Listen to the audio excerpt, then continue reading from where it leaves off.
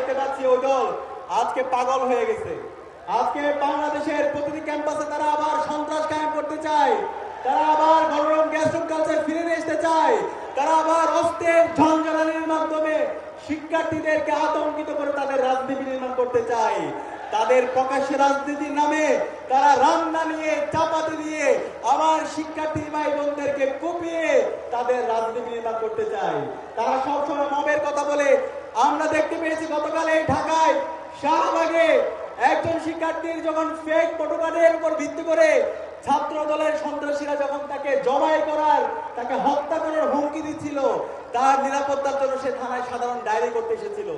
কিন্তু এর প্রেক্ষিতে আমরা দেখতে পেয়েছি ছাত্র দলের সন্ত্রাসীরা সেই থানায় গিয়ে 28 অক্টোবর লীগের সন্ত্রাসীরা লগি বইটা দিয়ে যেভাবে নেককারজনক নৃশংসতায় দেয় এদেশের মুক্তিকামী মানুষদেরকে পিটিয়ে নৃত্য করেছিল, ঠিক একই কায়দায় আমরা গতকালকে শাহবাগে শিক্ষার্থীদের ওপর, ছাত্র সমাজের ওপর তাদের নৃশংস হামলা আমরা দেখেছি।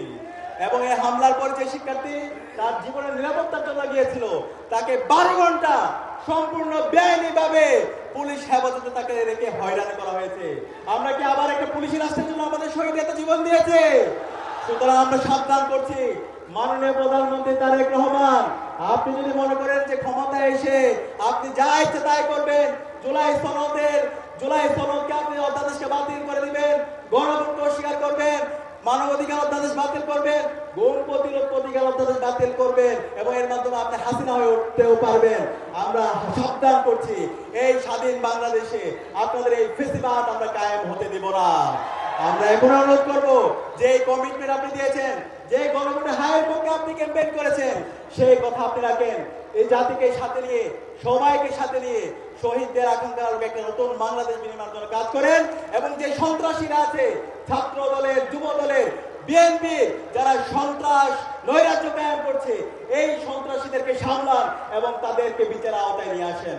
ইনকিলাব জিন্দাবাদ।